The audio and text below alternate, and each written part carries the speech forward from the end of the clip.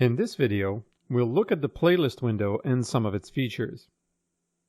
First, let's review what playlists are and what they are used for. Playlists are essentially a list of items that can be played in sequence or randomly. You can add any content to a playlist like videos, images, templates, web pages, and streaming video. Playlists can be used in the scheduling grid to create time slots. They can also be used inside a template zone. However, you can't use the same playlist for both. A scheduled playlist can't also be assigned to a template zone. The playlist window is split into two areas. The top lists all the playlists available in the currently selected group. The bottom shows all of the content assigned to the currently selected playlist. When you click on a playlist in the upper area, its contents are shown below. To create a playlist, proceed as follows. Right-click in the upper area and select Add Playlist. The Playlist Property window appears. Start by giving your playlist a descriptive name. The Roles section lists all the users who have access to that playlist. By default, all users who have access to the current group will automatically have access to a new playlist. You'll see their usernames with a checkbox next to each one. To exclude someone from the list, uncheck the box next to their name. Excluded users will no longer see these playlists, and their time slots will also show as an empty space in their scheduling grid. New playlists are created unrestricted. This means you can add as much content as you want, and there's no limit to the playlist duration. However, you can restrict the maximum number of media items and the playlist duration by entering values in the restrictions field. Once the settings are saved, anyone who attempts to exceed these values will be notified. The playback option lets you specify how the content will behave. When a playlist is added to the scheduling grid, priority is always given to the schedule. This simply means playlists will follow their assigned start and end times. If you schedule a playlist to end at 10 p.m., the content that is currently shown on screen will stop at that precise time. If you want to make sure your content always plays from beginning to end, you must give priority to the media. When this option is selected, the media currently playing when the playlist's time slot ends will continue to play until it reaches the end. The content won't be cut off at the scheduled end time. The mute audio option lets you turn off the sound for an entire playlist. By default, the playlist respects the order in which the content is organized. Shuffle play lets you randomize your content playback. Remember, these steps are all optional. If you're fine with the default settings, simply name your playlist and you're ready to go. Now, before we go further, it's important to understand how groups and subgroups work. The top level, also called the root, is where you would store content and playlists that you want to share with everyone. The lowest level is where your players are assigned. Content and playlists stored in the bottom levels are deemed to be local, meaning they can only be shown on those players. Playlists created in upper levels are considered global, meaning that they can be used in any subgroup below those levels. These playlists are identified by their abbreviated name, which indicates the level where they're stored. In this example, the symbol points to a playlist stored at the training level. Remember that playlists created in levels with players are considered local. Local playlists can only be used within their own group.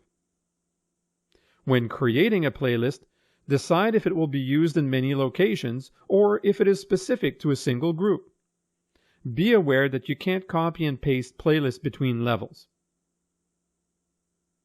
To populate a playlist, just drag and drop content from the library.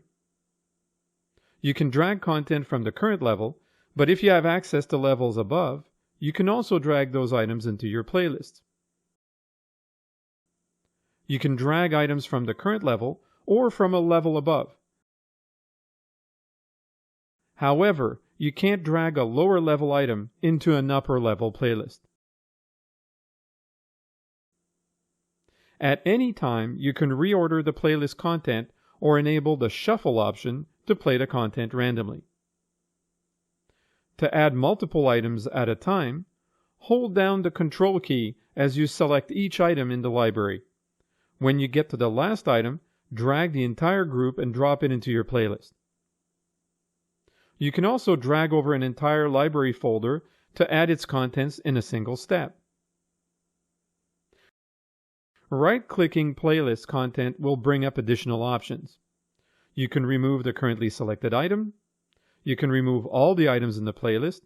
And note that this removes the instance of the content in the current playlist, but it doesn't delete the content in the library. As a rule, all the players in a group will play the same program.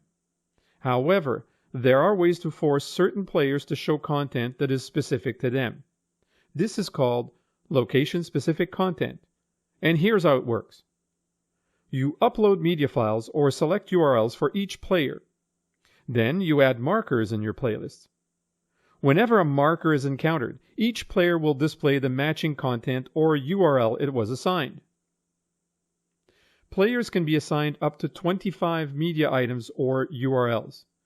Templates can't be used as location-specific content. Only full-screen images, videos, Flash content, and URLs can be added.